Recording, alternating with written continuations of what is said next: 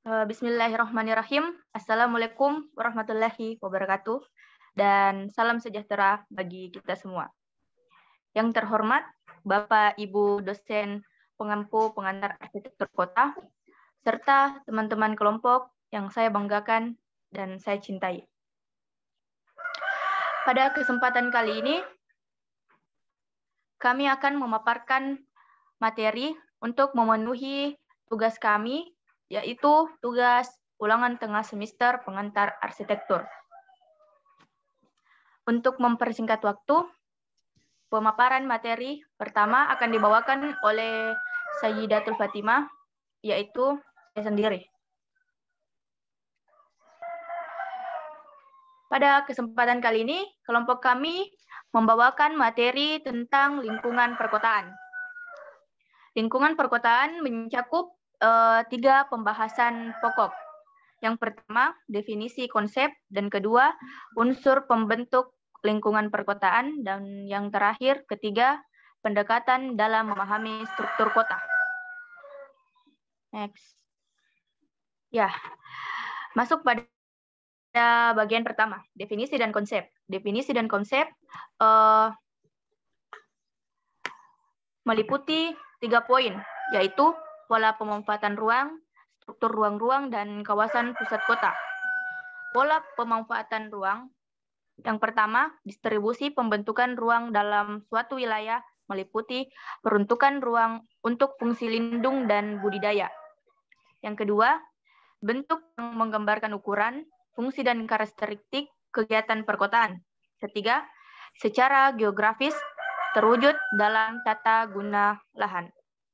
Poin kedua, struktur ruang-ruang. Struktur ruang-ruang meliputi susunan pusat pemukiman dan sistem jaringan prasarana dan sarana yang berfungsi sebagai pendukung eksmesi yang hierarkis memiliki hubungan fungsional. Kedua, ditunjukkan dari adanya hierarki pusat pelayanan kegiatan kota, yakni adanya pusat kota, pusat sekunder, dan pusat lingkungan. Yang ketiga, secara geografis terbentuk oleh jaringan infrastruktur jaringan pergerakan.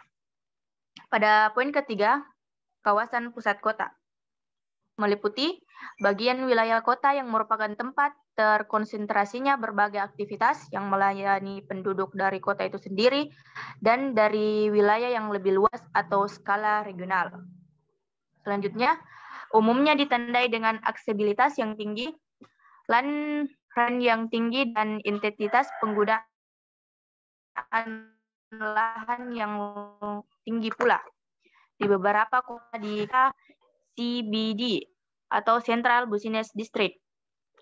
Dan terakhir, untuk mendukung keoptimalan dan kestabilan fungsi kota, kawasan pusat kota dibantu oleh kawasan pelayanan yang lebih rendah.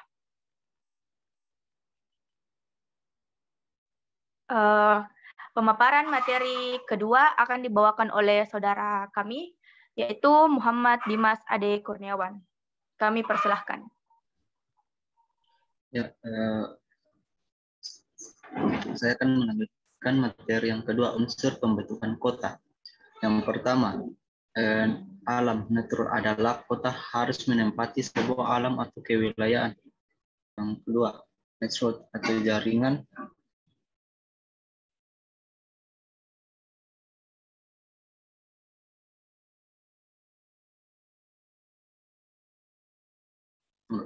Alam rel transportasi untuk mempermudah aktivitas masyarakat di kota. Yang ketiga, ruang kehidupan sosial adalah sebagai proses interaksi dalam masyarakat.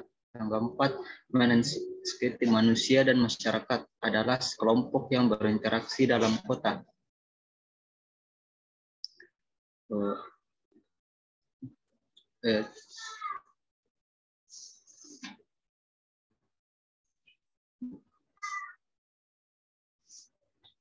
Materi ketiga saya akan melanjutkan.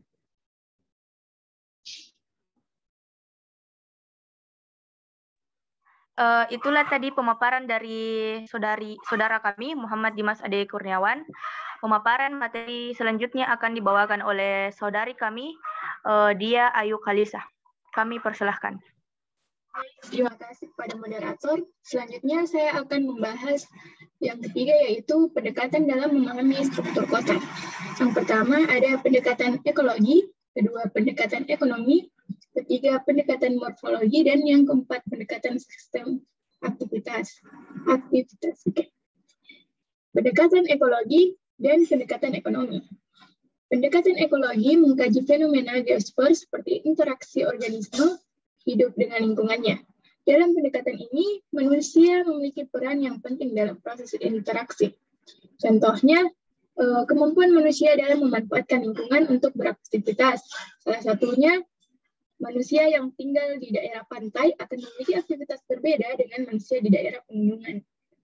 Yang kedua, pendekatan ekonomi, yaitu suatu metode ilmiah dalam memecahkan masalah tersebut sehingga seorang individu dapat memperoleh apa yang dia butuhkan sesuai dengan kemampuannya dan kemampuan individu lain dalam menyediakan barang dan jasa tersebut.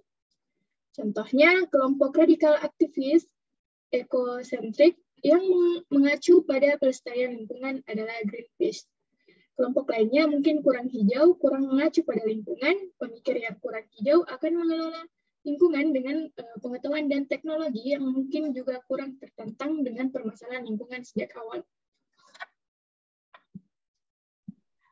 Ya, itulah tadi pemaparan materi oleh Saudari Dia Ayu Khalisa, dan pemaparan materi selanjutnya akan dilanjutkan oleh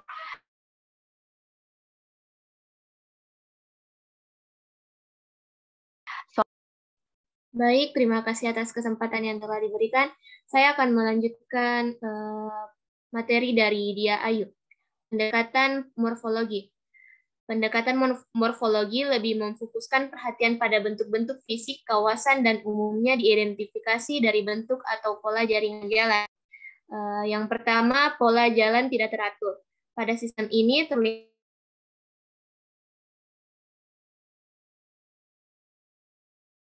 adanya umumnya kota-kota pada awal pertumbuhannya selalu ditandai dengan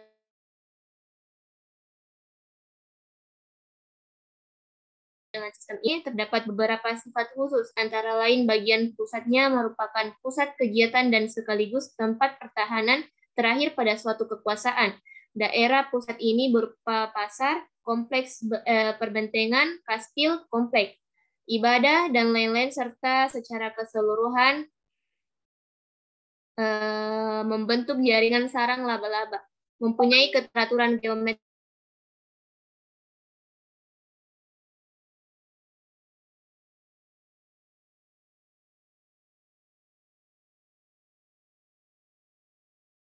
serta sistem ini merupakan bentuk paling cocok untuk pembagian lahan, dan untuk daerah luar kota masih banyak disediakan lahan kosong. Pengembangan kotanya akan nampak teratur dengan mengikuti pola yang sudah terbentuk. Ya, itulah tadi pemaparan oleh saudari kami, Andi Alia, dan pemaparan materi selanjutnya akan dibawakan oleh saudara kami, Adiatma. Kami persilahkan. Baik, terima kasih atas kesempatan yang diberikan. Selanjutnya saya akan membacakan materi tentang pendekatan sistem kegiatan. Strategi pengembangan suatu bagian wilayah kota dengan mengadopsi secara langsung konsep pusat pertumbuhan hampir selalu didapatkan pada dokumen perencanaan kota di Indonesia, baik itu RUTR kota, RTDR suatu bagian wilayah kota, serta dokumen lainnya. Michael Thompson mengistilahkan pendekatan tersebut sebagai low cost strategi, yaitu pendekatan aksesibilitas kawasan perkotaan dengan titik berat pada pengembangan jalan raya yang relatif murah dan mudah dibandingkan dengan pengembangan jalan baja atau rel.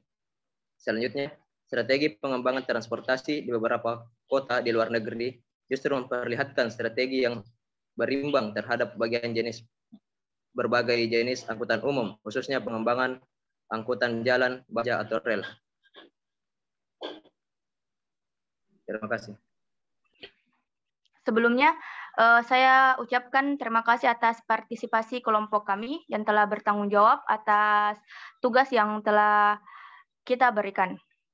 Itulah tadi pemaparan dari materi kelompok kami. Kami sadar bahwa selama presentasi pemaparan materi masih banyak kekurangan, dan kami sangat berharap kepada Bapak Ibu dosen saran serta kritikan yang bersifat positif untuk kebaikan dan kesempurnaan presentasi kelompok kami berikutnya. Mungkin itu saja yang dapat kami bawakan materi pada hari ini. Kami dari kelompok 3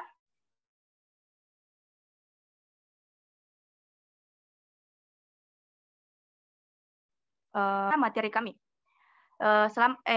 Mudah-mudahan kita dapat bertemu pada presentasi berikutnya.